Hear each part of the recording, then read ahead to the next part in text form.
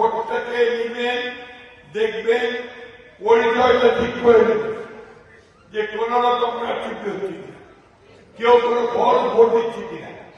এলাকাকে আপনার ভালো চেনেন, সবাইকে চিনেন, তাই না? কি মনে হয় পারবেন তো?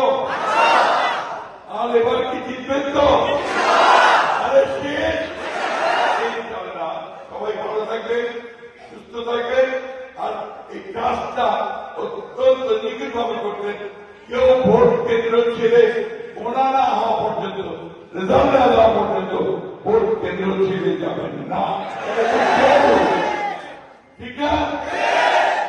আমি ভারতীয় কাজে আপনারা কাজ করেন, ট্রেনিং দেন, ভালো মতো শিখেন এবং ইনশাআল্লাহ আপনারা এই যুদ্ধে জয়ী হবেন।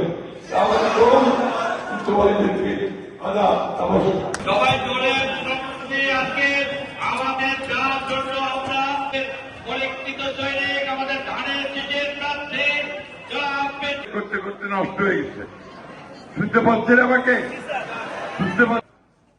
আমাদের 12 তারিখে নির্বাচন, না? 1 দিন ধরে